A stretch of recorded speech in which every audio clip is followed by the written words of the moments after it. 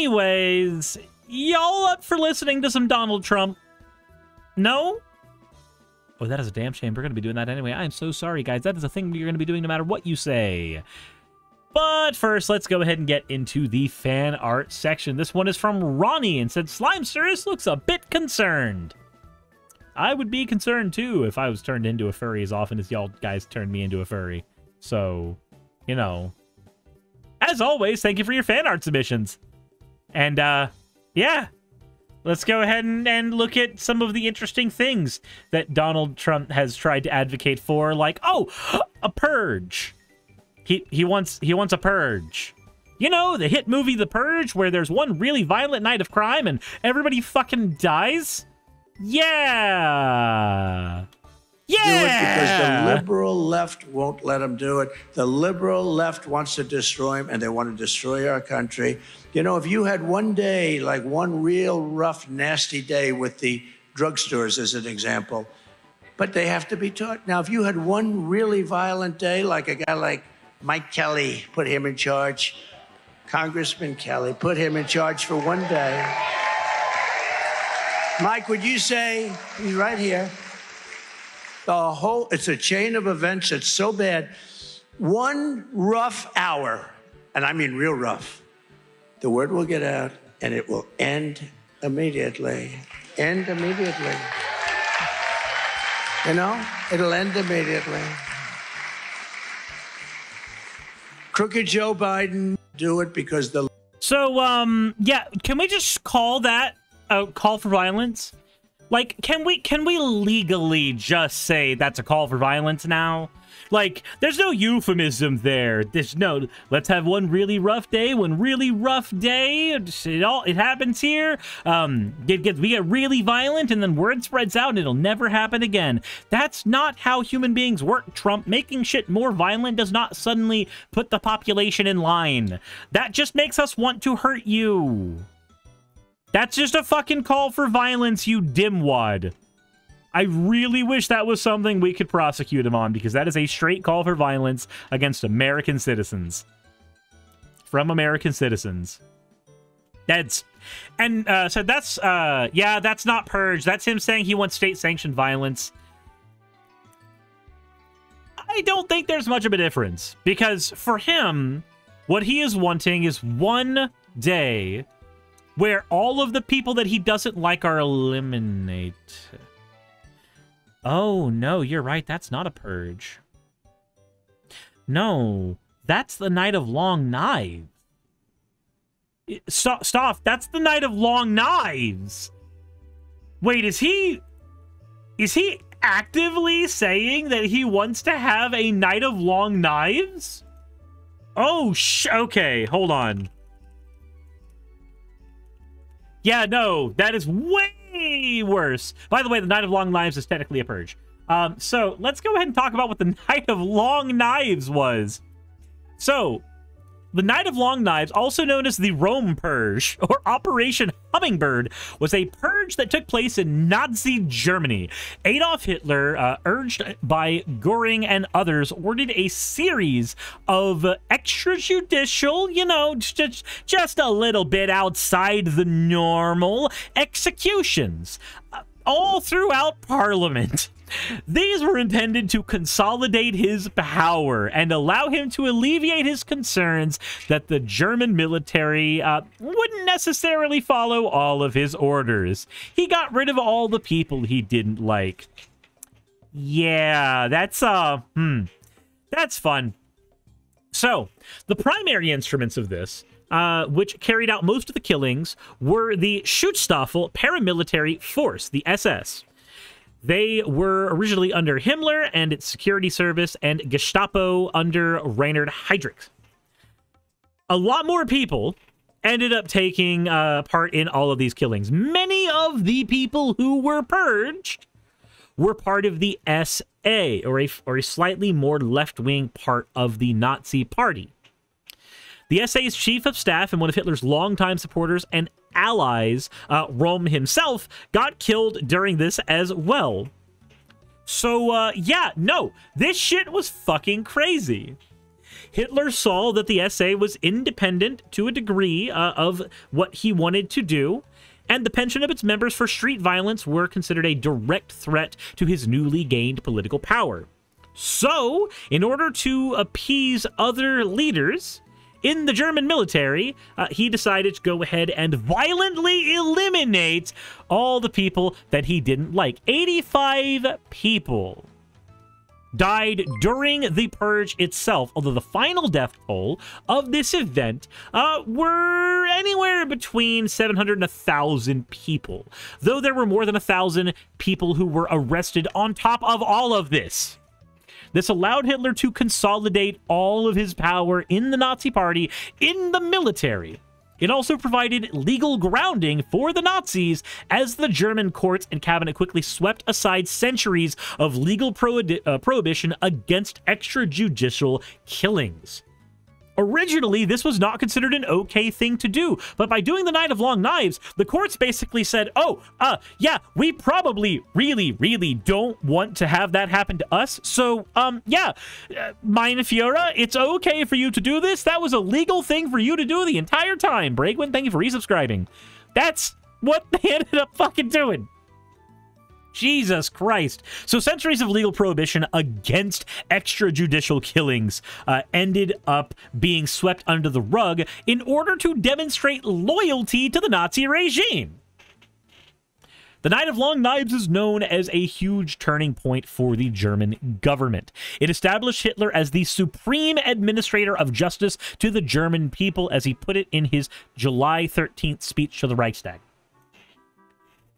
Jesus fucking Christ.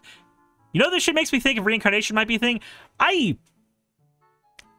The Night of Long Knives is where anybody who could have been considered a political opponent to Hitler within his own party were eliminated. I wonder how many non-MAGA crazy Republicans are there? You remember how so many of the never-Trumpers became positive on Trump? Do you remember how so many of the Republicans who seemed to be more principled said they were not going to vote for Trump and then slowly but surely started to fall in line with him? This is why. This is the kind of stuff that makes you terrified about a potential political leader. This is the kind of stuff that makes you wonder... This is the kind of stuff that makes you wonder if everything's actually going to be okay. Because when someone like this, if someone like this is able to get power, when we have a historical precedent for a brown shirt movement in the United States, when we have a historical precedent for eugenics in the United States, Frigwick says, you sure this isn't in Project 2025? So Project 2025 does actually suggest the removal of anybody who is not a loyalist to the regime. Anybody who is a careered professional, but is not strictly a loyalist to Trump, are to be eliminated from their positions. Now, in today's modern media age, I don't know if you would be able to successfully do a full Night of Long Knives purge the way that Hitler did.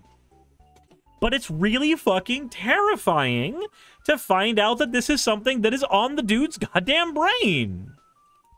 Oh, by the way, there's more. Crooked Joe Biden became mentally impaired, sad.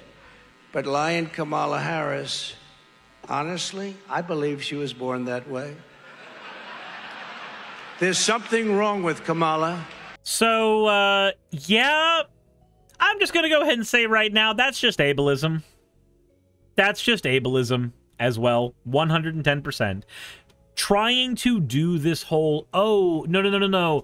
Biden became mentally impaired, but that's due to old age. Kamala Harris, on the other hand, yeah, when you do that, you are saying that a person is mentally challenged. And... Expired Popsicle, thank you for resubscribing. If you are saying that somebody is mentally challenged, then yeah, that is ableist language. There are certain areas of the internet where maybe that is a little more accepted, right? You're in the middle of a MOBA and you have a heated gamer moment, you know, whatever. Not when you're going to be the president of the United States. Now, every single person who is on the autism spectrum gets to look at you and wonder, huh, is that how he thinks of me? Is that how he thinks of me and how I operate? Why the fuck am I voting for him? Please note, if you are autistic, Trump hates you. Trump really fucking hates you. And I just don't know what it is, but there is definitely something missing. And you know what? Everybody knows it.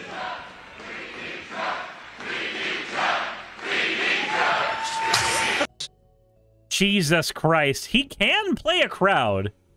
He can play a crowd. That is for certain. Verlux Satlife says, Kamala mentally challenged? Nope. Worked in care for years. Even the socially mentally challenged are smarter than he is. Yeah, definitely not a cult. Not in any way, shape, or form. Nope.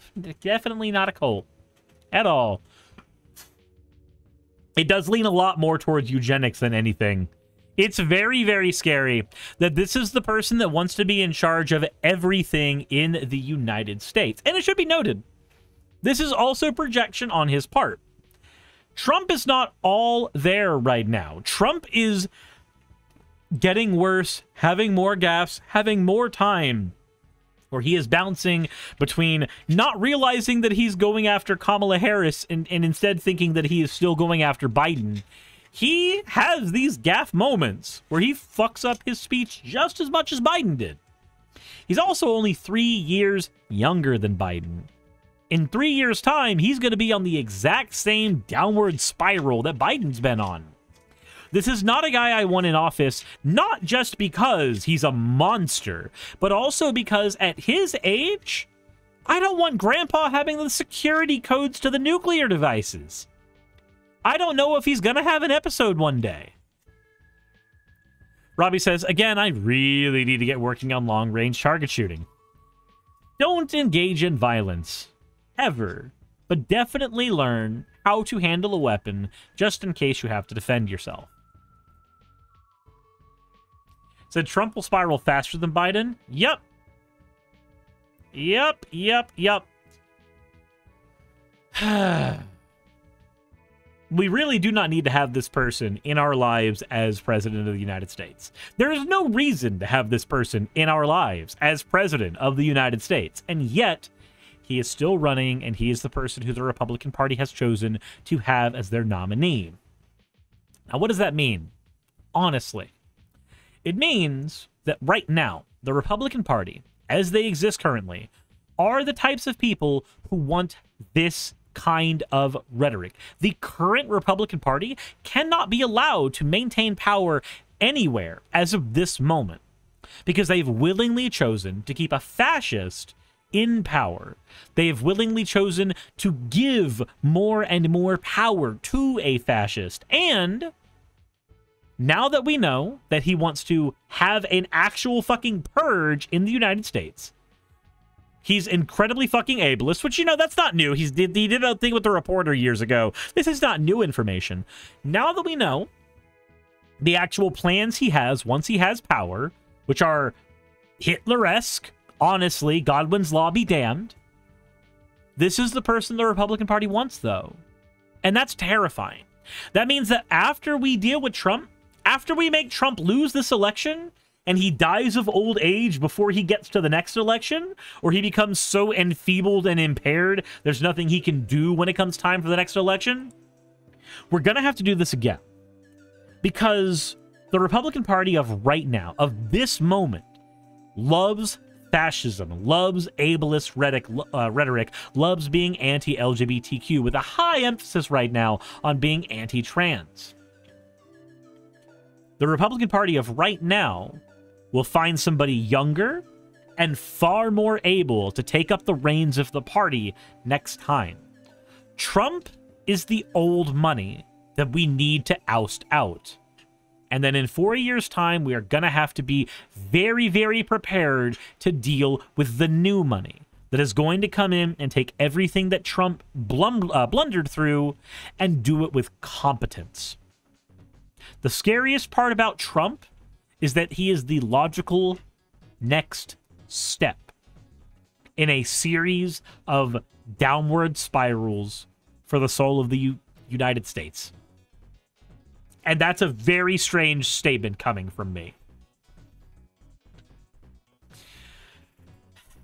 But let me know what you guys think in the comments section below. Let me know what you guys think. Hopefully this wasn't too gloom and doom for you, even though it kind of was. Insert end of video tagline here. Hey, just wanted to give a quick thank you to all of my wonderful patrons who help keep me afloat and help keep this channel going. YouTube and Twitch are wonderful platforms, but at the end of the day, stability is not one of their strong suits. If you want to support my channel, then obviously Patreon is one of the best ways of doing that. Link is in the description. But I do want to personally thank everybody who has contributed to the channel. Those people would be Red Joker, Purple Poundini, Jemshin, Briskreek, Jupe the Malignant, Michael, Ravalern, Mabbity Babbity, Astral Frontier, Autumn and Angel, Nixie Chan, Agamotto, Victorian Alchemist, I'm not saying the last part of that, and you know that, Arcton Arclacier, Kiratorian, Dren Hadamata, Jordan M, John L, Lord Bleck, Smiling Game Master, and Fireshard.